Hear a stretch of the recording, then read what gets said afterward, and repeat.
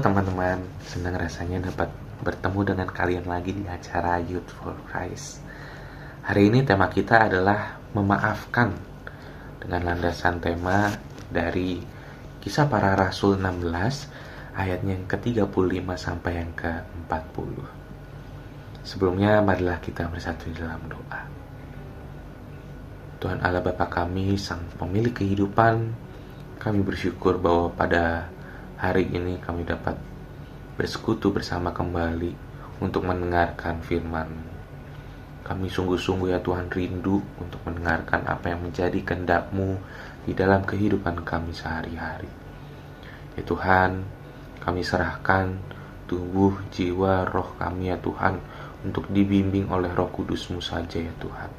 Biarlah kami dapat mendengarkan dengan sungguh-sungguh, dengan hati yang terbuka, dengan kesungguhan hati ya Tuhan.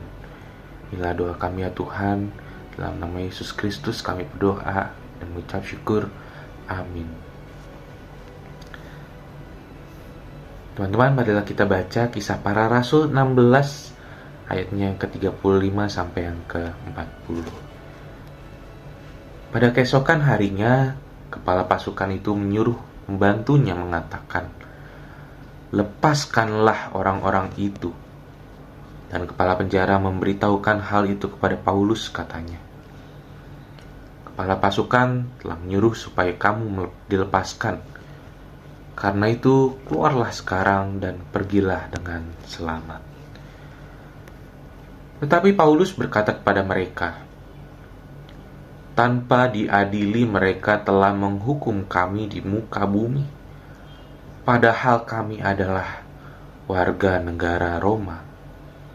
Lalu mereka melemparkan kami ke dalam penjara. Sekarang mereka hendak menyuruh kami pergi dengan diam-diam?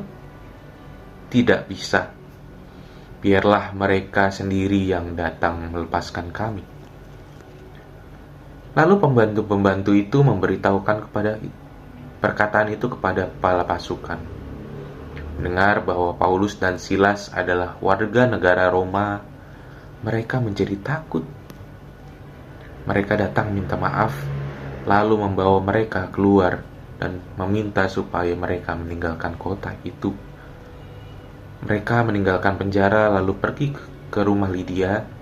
Setelah mereka bertemu dengan saudara-saudara di situ dan menghibur mereka, Paulus dan Silas berangkat. Demikianlah firman Tuhan. Teman-teman, ada kalanya kita mengalami hal-hal yang tidak menyenangkan. Misalkan bertemu dengan orang yang selalu ingin mencari kesalahan kita. Meskipun kita sudah mengerjakan sesuatu dengan benar, tetapi selalu dianggap salah oleh mereka. Parahnya, sikap tersebut tidak berhenti sampai di situ saja. Mereka juga merencanakan hal jahat. Bahkan mungkin mereka berniat untuk menghancurkan kita. Kondisi seperti ini, teman-teman, tentu saja sangat menjengkelkan bagi kita. Lalu bagaimana sih respon kita menghadapi hal ini? Apakah kita akan membalas dan melawan? Ataukah kita memilih mendiamkan dan membiarkan waktu yang berbicara? Teman-teman, Paulus dan Silas juga pernah mengalami hal yang sama. Ada sekelompok tuan-tuan Romawi yang tidak suka dengan mereka. Dengan rencana jahat, mereka menghasut masyarakat dengan alasan bahwa Paulus dan Silas telah mengacaukan kota.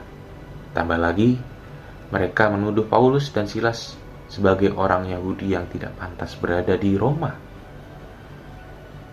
Mendengar provokasi tersebut, pejabat setempat langsung menjebloskan mereka ke penjara tanpa proses pengadilan terlebih dahulu. Namun teman-teman, pertolongan Tuhan datang. Beberapa hari kemudian, diketahui bahwa Paulus dan Silas ternyata memiliki 2 kewarganegaraan. Selain sebagai orang Yahudi, mereka juga warga negara Romawi. Para tuan Romawi dan pejabat setempat menjadi takut mengetahui hal tersebut. Bagaimanapun juga mengeksekusi seseorang tanpa peradilan, terutama sesama warga negara Romawi, merupakan kejahatan besar. Karena itu, para tuan Romawi dan pejabat tersebut meminta maaf kepada Paulus dan Silas. Tentunya Paulus dan Silas memaafkan mereka.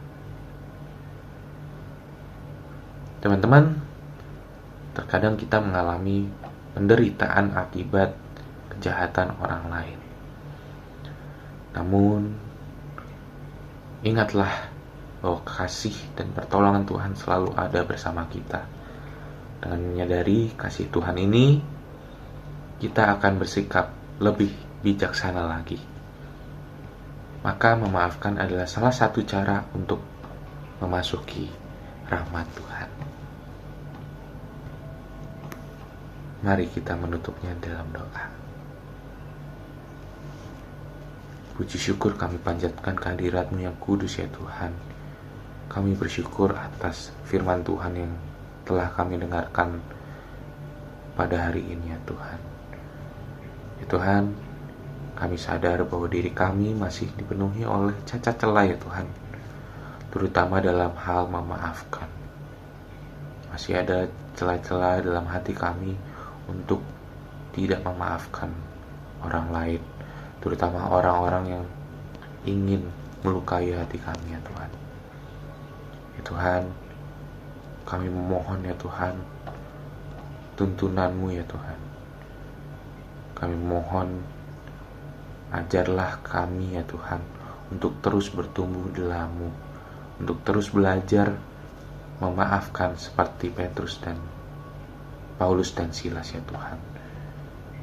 Biarlah kami terus bertumbuh hari demi hari hanya melalui firman Tuhan. Dalam nama Yesus Kristus, Putra-Mu yang kudus.